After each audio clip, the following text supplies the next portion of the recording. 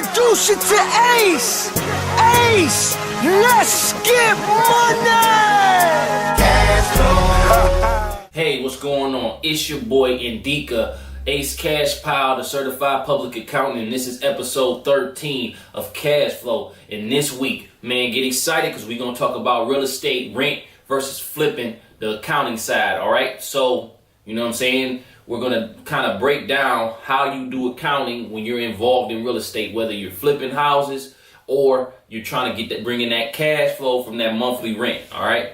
So my cash tip is understanding debt when it comes to real estate. So you got your mortgages, and then you can have what we call hard money lending. All right, now, usually you have a mortgage when you go own a property for more than 10, 15 years.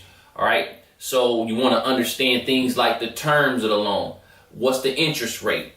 How long will a loan be? Will it be for 15 years or 30 years? And then make sure you understand all the fine print in those contracts. Hard money lending is when you go out and find somebody that's going to lend you money to do a flip, maybe anywhere from $100,000 to $1 million, in order for you to get the deal done so that you're not putting up your own money.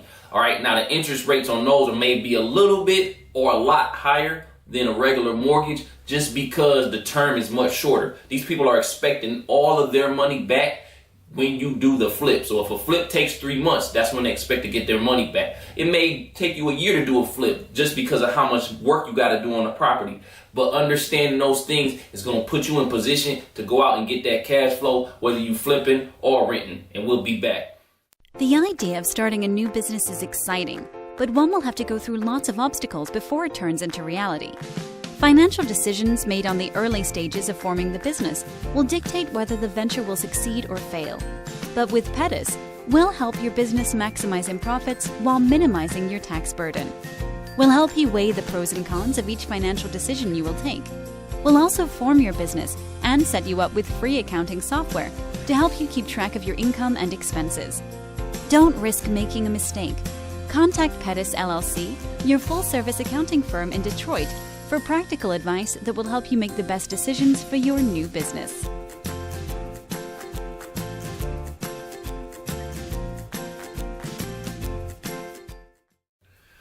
All right, so flipping versus renting. When we talk about accounting, the first thing I want to talk about is understanding when you're flipping houses, your houses are more like inventory, all right? Just like a guy that sells t-shirts, his shirts are inventory. When you're flipping houses, you're flipping them so often that they're sitting in your inventory. And you may be working on 3, 4, 5 projects at a time, all right? So basically the way it looks on a balance sheet is when you purchase the house, the cost and everything that it costs to get that house ready to flip is going to go under inventory. And then when you sell the house, you're going to put it under cost of goods sold. Now, when you're renting, you're talking about an asset that's going to have a long lifetime. And the way that the IRS looks at it is any residential property you're looking at 30 years, all right, for it to depreciate. All right, so as far as the cost, you're going to take that cost over 30 years with renting versus when you're flipping, that cost is immediate or within the same time period of you selling the property. Next, I want to talk about understanding passive income versus being an active real estate pro. If it's passive income, it's treated differently on your tax return than if you are involved on a regular basis. The rules for that, you're going to have to get with a real accountant like myself to understand exactly what the rules are, but know that there's a difference when you're passively involved in real estate and you're an active real estate pro. All right. Another thing is make sure you're keeping track of all your costs. It's a great idea to invest in some accounting software or even just put it all into an Excel spreadsheet so you understand how much money you're making on each flip or how much rent at the end of the day, how much dollars you got going in your pocket after you collect the rent. So if the rent is $1,000, but you're spending $900 a month, we call that $100 per door. Okay, so understand the terms and what's going on with your money. Lastly, always have an exit strategy. When you're involved in a flip, your exit strategy is obviously to sell the house as soon as possible, right after you get it developed or find a buyer. So make sure you have that exit strategy. The same thing applies to when you're renting properties. Have an exit strategy. No, I'm going to hold this property until the value hits X, or make sure that you understand I'm raising this rent 10% annually, 5%, or whatever it takes in order for you to have that exit strategy in order to get out of the business when it's time. All right. So that's the accounting tips or the accounting rules that I'm talking about with real estate, and we'll be back.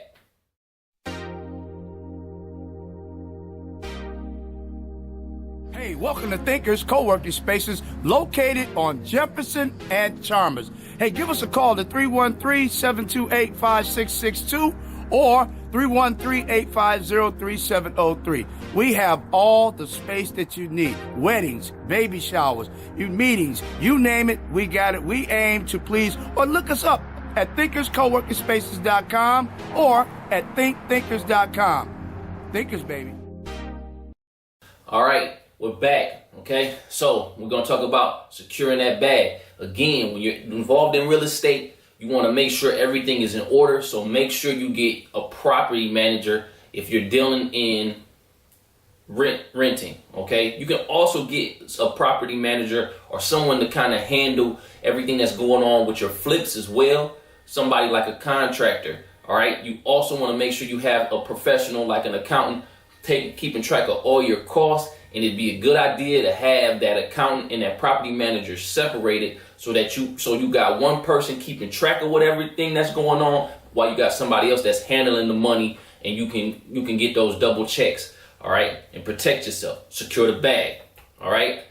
Now, our celebrity or sellout this week is Jay Morrison. Jay Morrison is a real estate guru. He runs the Jay Morrison Academy. You can check him out at jmorrison.com. He also has recently raised almost $10 million in the first African-American 100% owned real estate IPO.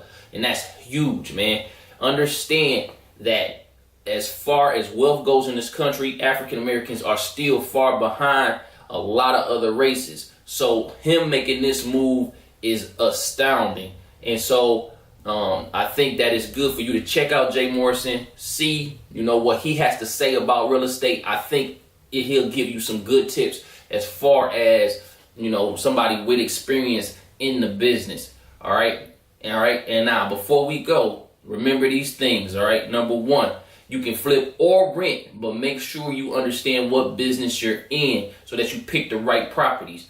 My advice is if you're flipping, then you need to be in an area where the cost is low, but you can sell the house for much more. When you're renting out properties, you want to find places where people actually want to rent at. Where do they want to live in temporarily? All right. So multi-family homes are going to be better for you on the rental side, although people do rent single family homes. All right. And secondly, make sure you're keeping track of all the costs that's going on with your business so you know at the end of the day what's that cash flow. All right. Thanks for tuning in, and I'll see you guys next week. I introduce you to Ace. Ace, let's get money.